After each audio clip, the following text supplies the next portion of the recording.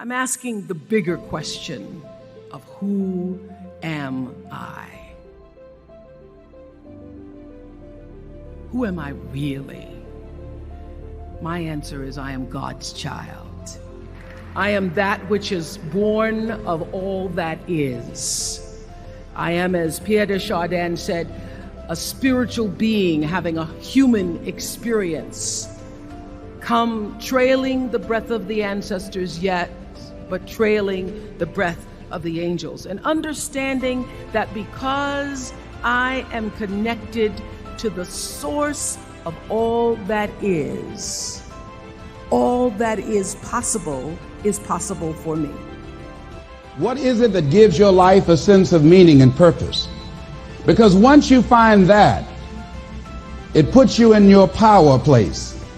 See, if you know what your life work is, I encourage you to start working on it.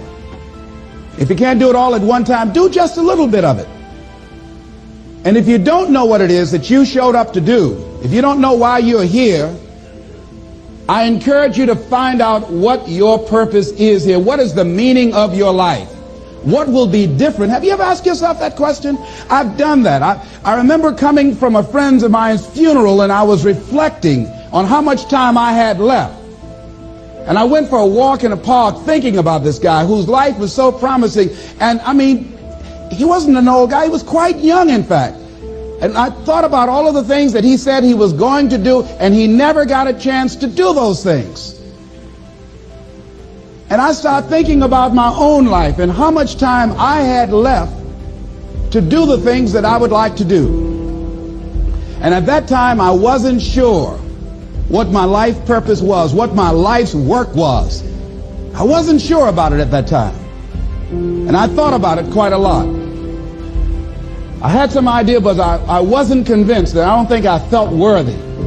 I didn't believe that it could be me to do this kind of work that I'm doing right now. And I say to you that if you begin to take a conscious effort to find out what it is that you're supposed to do, I say that it can literally save your life. Put God first. Put God first in everything you do.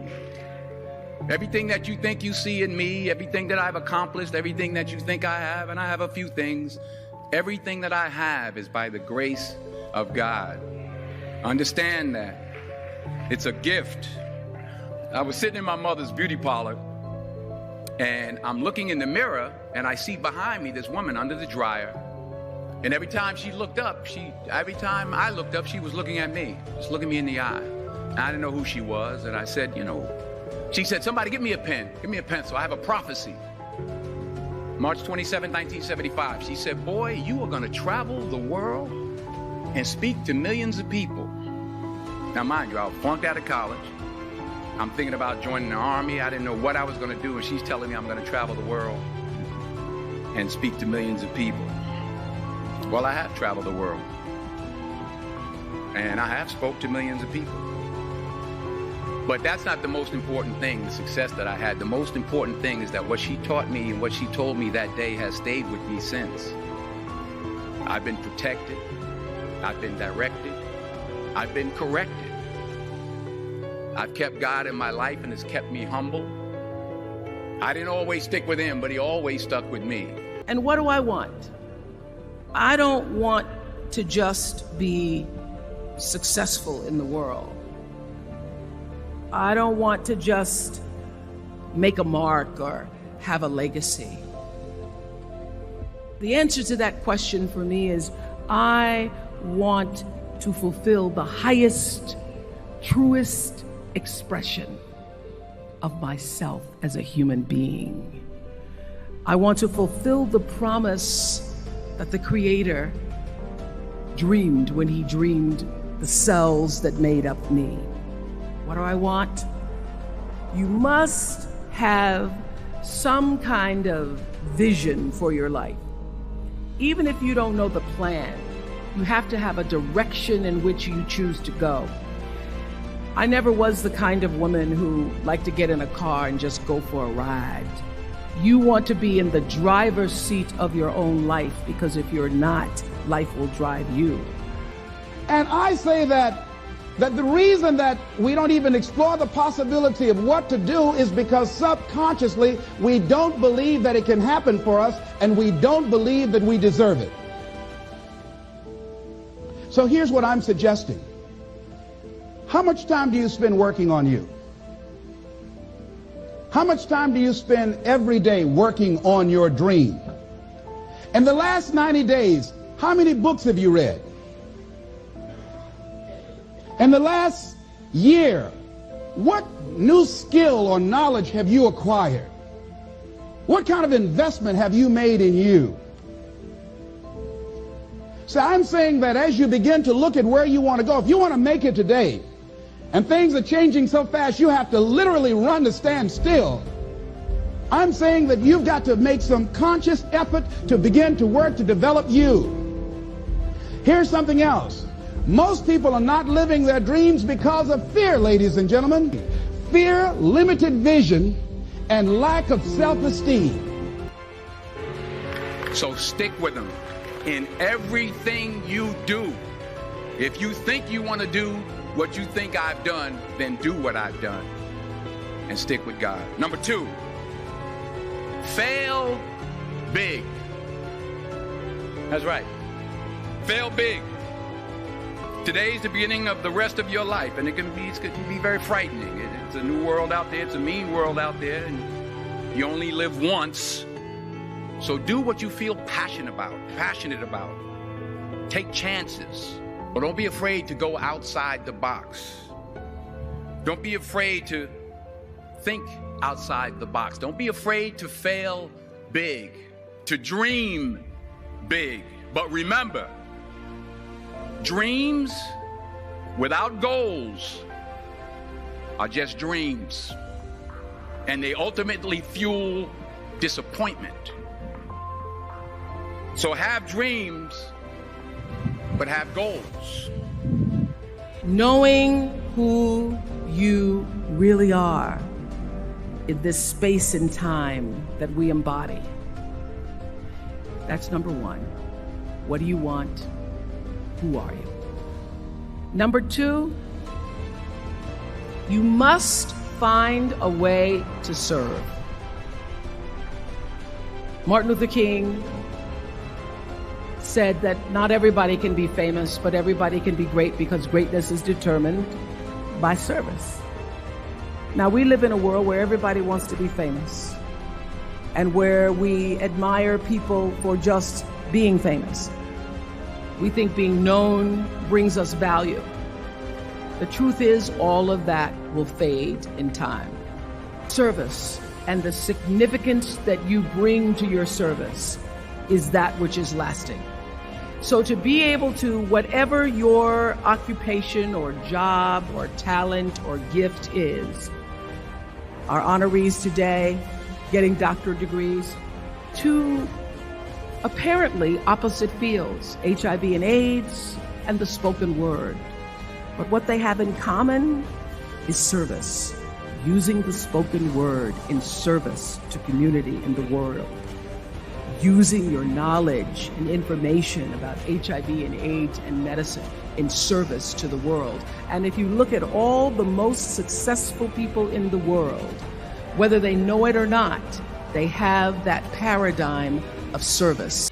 And understand that to achieve these goals, you must apply discipline and consistency.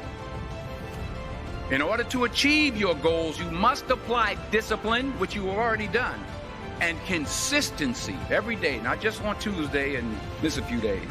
You have to work at it every day. You have to plan every day. You've heard the saying, we don't plan to fail, we fail to plan.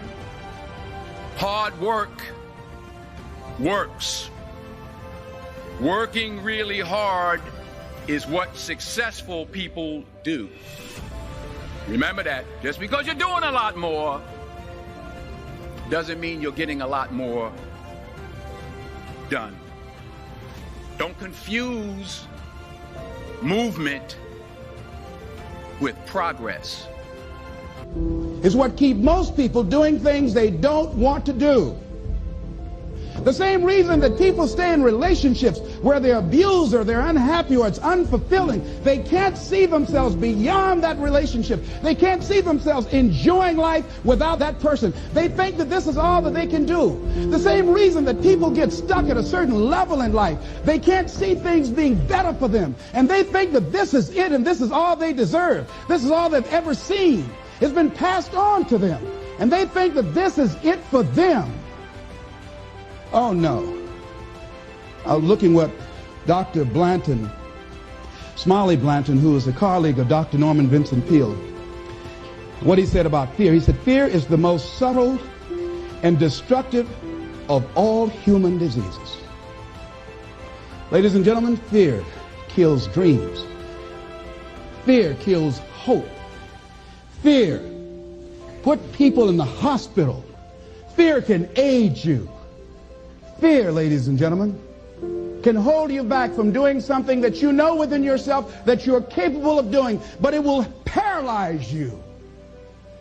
And it seemed like you're in a hypnotic spell. And I ask you a question, what is the benefit? What's the benefit of allowing fear to hold you back? What's the benefit of giving up on yourself? Of not stepping out on life and taking life on? What is the benefit for you? What's the plus in that? My mother told me, she said, yeah, because you can run in place all the time and never get anywhere. So continue to strive, continue to have goals, continue to progress. You'll never see a U-Haul behind a hearse. I'll say it again. You'll never see a U-Haul behind a hearse. I don't care how much money you make, you can't take it with you. And it's not how much you have. It's what you do with what you have. Service through medicine, service through art.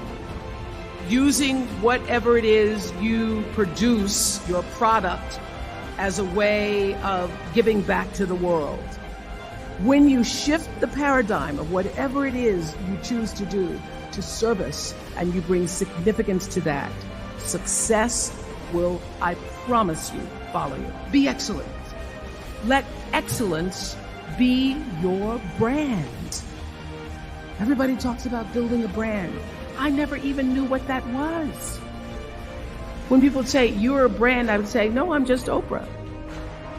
What I recognize now is that my choice to, in every way, in every example, in every experience, to do the right thing and the excellent thing is what has created the brand.